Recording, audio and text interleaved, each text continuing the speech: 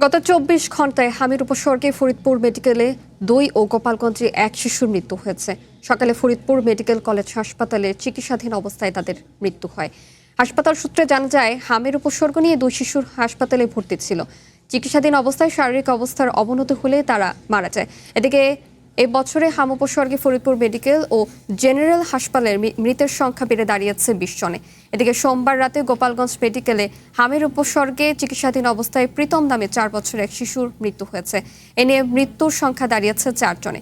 গোপালগঞ্জের বিভিন্ন হাসপাতালে এখনও হামের উপসর্গ নিয়ে ভর্তি রয়েছে ৫৬ জন রোগী। আর এ পর্যন্ত ভর্তি রোগীর সংখ্যা ১,১৭২ জন।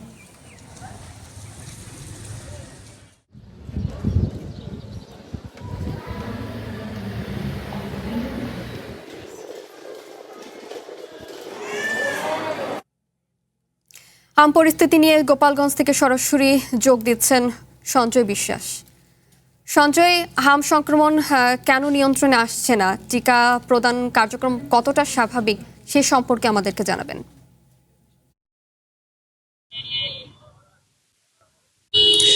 আপনাকে ধন্যবাদ। গোপালগঞ্জে আসলে এ পর্যন্ত হামের যে উপসর্গ নিয়ে শিশু এবং অন্যান্য যে রোগী তাদের যে ভর্তির যে ব্যাপারটি সেটি আমরা দেখছি বেশ লক্ষণীয়, এবং এটি নিয়ে কিন্তু মানুষের মধ্যে একটা ভীতি আমরা দেখেছি বেশ আগে থেকেই।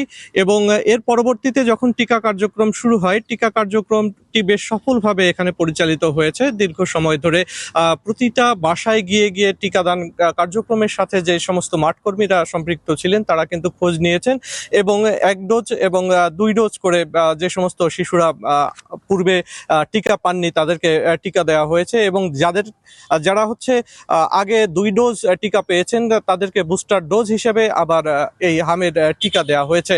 তো এখানে যে হামের উপসর্গ নিয়ে যে প্রতিনিয়ত শিশুরা ভর্তি হচ্ছে, আমি জেনেছি যে গোপালগঞ্জে গত ২৪ ঘন্টায় আরো ১২ জন শিশু ভর্তি হয়েছে। এটি কিন্তু আসলে মানুষের মনে উদ্বেগের জন্ম দিয়েছে। এটি নিয়ন্ত্রণের জন্য আমরা স্বাস্থ্য বিভাগের সঙ্গে কথা বলেছি যে আপনারা আসলে কতটুকু নিয়ন্ত্রণ করতে পেরেছেন। ওনারা বলেছেন যে টিকাদান যেহেতু এখানে সফলভাবে হয়েছে, এর কারণে শিশু মৃত্যু বা শিশুদের যে আক্রান্ত হওয়ার যে বিষয়টি সেটি কিন্তু কমে আসবে দ্রুতই। তবে আপনাকে বলে রাখতে চাই, এ পর্যন্ত গোপালগঞ্জে যে ৪ জন মৃত্যুবরণ করেছেন হামের উপসর্গ নিয়ে, এদের মধ্যে সর্বপ্রথম ২৭ মার্চ কিন্তু ১০ মাসের একজন শিশু মৃত্যুবরণ করে। তার নাম তুবা ইসলাম তোহা। এরপরে ৬ মে বেশ একটু বিরতি নিয়ে ৩৫ বছরের মানে ৩০ ঊর্ধ্ব একজন নারী কিন্তু মৃত্যুবরণ করে। সে মৃত্যুবরণ করার বিষয়টি কিন্তু বেশ আশ্চর্যজনক। আমরা যেটি দেখেছি যে হামের উপসর্গ নিয়ে বিশেষ করে শিশুদের মধ্যেই এই উপসর্গটি বেশি দেখা দিয়েছিল। এর পরবর্তীতে তুলি ঢালি নামে ১৮ বছরের এক তরুণী, সেও কিন্তু এই মে মাসের ২২ মে সে মৃত্যুবরণ করে গোপালগঞ্জ মেডিকেল কলেজ হাসপাতালে। এবং সর্বশেষ আমরা দেখেছি যে গতকাল রাত ১১টা ৪০ মিনিটে, অর্থাৎ পহেলা জুন রাত ১১টা ৪০ মিনিটে এই প্রীতম মৃত্যুবরণ করেছে।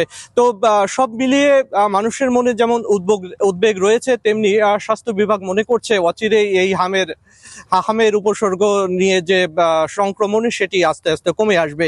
এই ছিল আমার কাছে গোপালগঞ্জ থেকে সর্বশেষ সংবাদ।